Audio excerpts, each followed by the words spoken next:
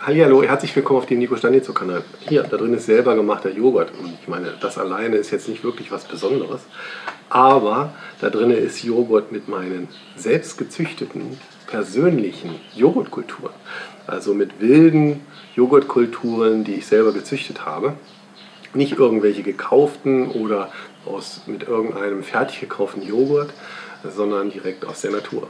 Und wenn du wissen möchtest, was das mit Tomaten und Limetten auf sich hat, dann empfehle ich dir dran zu bleiben. Das ist eine super spannende und wirklich wahnsinnig interessante Angelegenheit, denn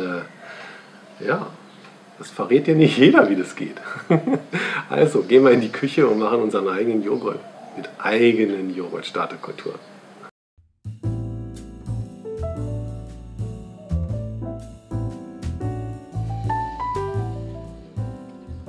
Ja, legen wir gleich los. Wir brauchen eine Tomate und eine Limette in Bio-Qualität.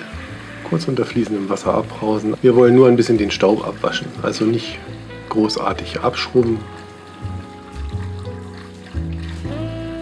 Ich habe das jetzt hier einzeln abgewogen, also wir brauchen insgesamt 200 Milliliter Milch, aber ja, das ist jetzt also 100 Milliliter Milch für eine Limette. Die Limette ein bisschen einschneiden. Ja, und dann die 100 Milliliter Milch darüber gießen, abdecken und dann ungefähr 16 bis 20 Stunden die Milch dick legen. Und das Ganze auch nochmal hier für die Tomate. Noch besser wäre gewesen, ich hätte hier den Blütenansatz abgemacht. Da sitzen nämlich schön die Milchsäurebakterien drunter und verstecken sich.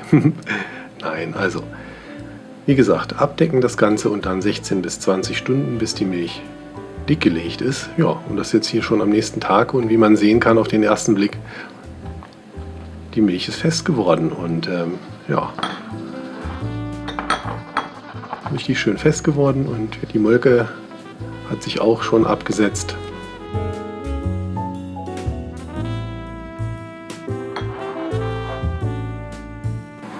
Und das gleiche hier bei der Tomate und juhu! Da sind sie gewachsen, unsere Milchsäurebakterien. Yeah. So einfach geht es. Ja, das war jetzt der erste Schritt. Also, als nächstes geht es weiter mit 200 Milliliter Milch. Die erwärmen wir bei schwacher Hitze auf ca. 84 Grad.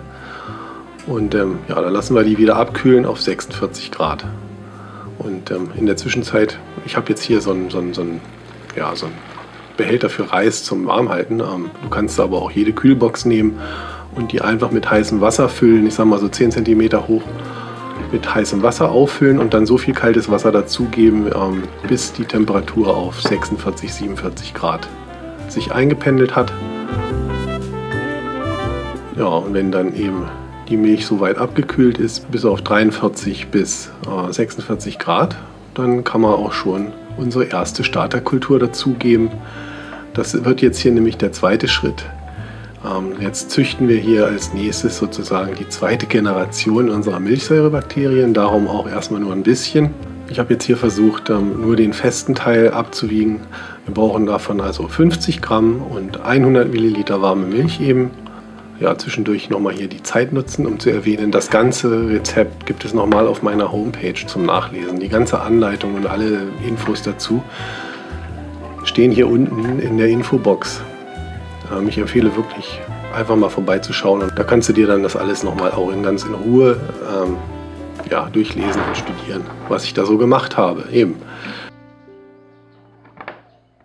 Und das habe ich jetzt hier in so ein Fläschchen gegeben und dann kommt das zusammen in das warme Wasserbad.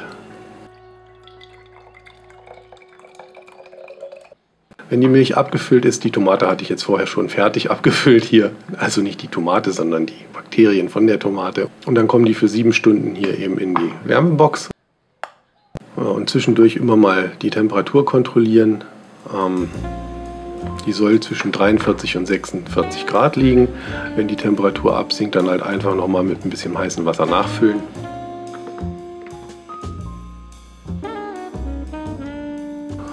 Ja, und nach 7 Stunden, ist dann auch schon recht spät, habe ich die jetzt erstmal in den Kühlschrank gestellt.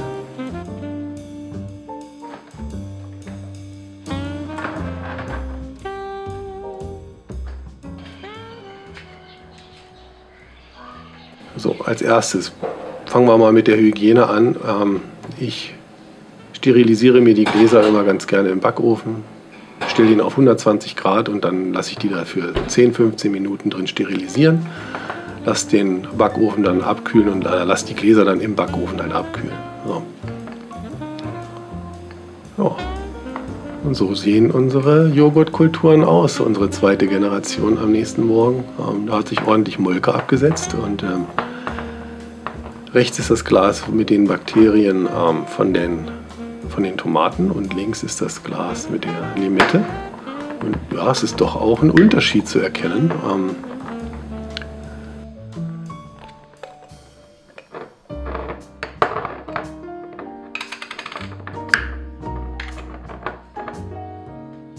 Ja, unbedingt die Geruchs- und Geschmacksprobe machen.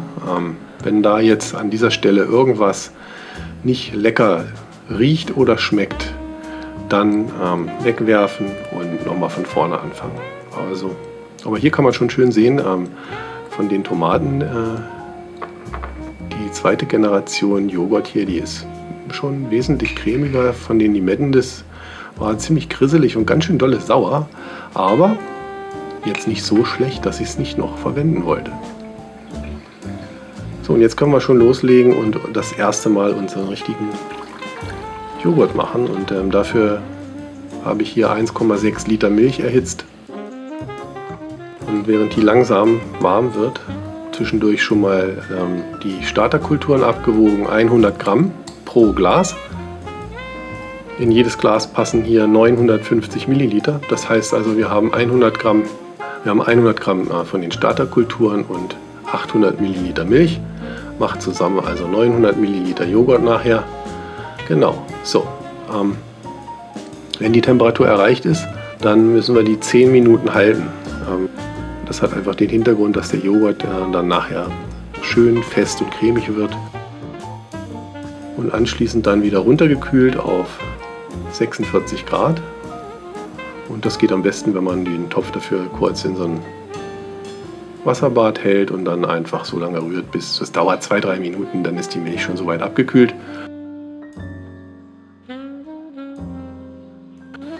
Und dann habe ich als erstes nur ein bisschen von der Milch in die Gläser gegeben zu den Starterkulturen. Die Gläser verschlossen und kräftig geschüttelt, um ja, die Starterkultur so gut wie möglich in der Milch zu verteilen und weil die auch so ein bisschen grisselig war, damit sich das also richtig auflöst und dann mit der restlichen Milch aufgefüllt. Und danach mögen die das aber nicht mehr so gerne, wenn man sie hin und her bewegt. Also einmal kräftig schütteln so und dann die Milch aufgießen. Ja, und dann mache ich das ganz gerne so, dass ich die Gläser dass ich die Milch dann im Ofen fermentiere, nur mit der Beleuchtung an.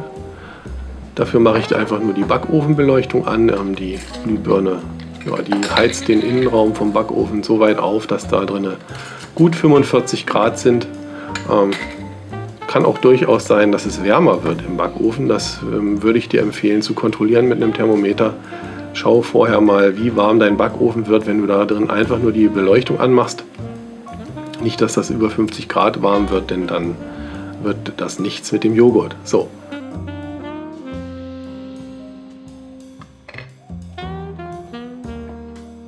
Ja, die Gläser kommen jetzt dann für 7 Stunden eben in den Backofen bei 45 Grad. Und danach stelle ich die dann erst noch für 6 Stunden in den Kühlschrank, damit der Joghurt richtig schön fest wird und cremig. Ja, und dann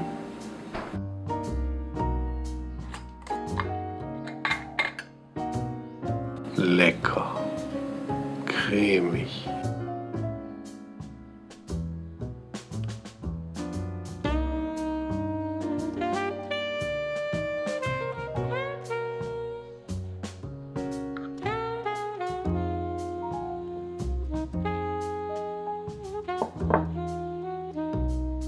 Ja, und hättest du gedacht, dass es so einfach ist, seine eigenen Joghurtkulturen selber zu züchten? Also ich ehrlich gesagt nicht und bin total fasziniert und begeistert davon, dass das so einfach funktioniert.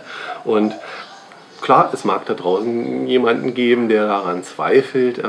Also ich habe das ja schon ein paar Mal gemacht und hier auch ganz wichtig, immer eine Portion abzunehmen für den nächsten Ansatz.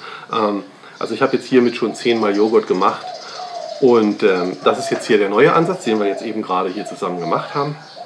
Und ich fühle mich gesund. Also ja, natürlich kann man immer auch schlechte Bakterien züchten, aber ich sag mal, dein Geruchssinn und dein Geschmackssinn, die werden dir verraten, wenn irgendetwas nicht gut ist und irgendetwas schlecht ist. Also insofern, wenn du daran riechst und nee, das ist nicht lecker, dann wirst du es einfach bleiben lassen. Also ich sag mal, auf ganz natürlichem Wege. Und ich mache jetzt einfach hier schnell mal den Test. Ich habe nämlich noch nicht gefrühstückt. Und alle warten da drin auf den Joghurt. Ich wollte die direkt frisch aufmachen. So, also.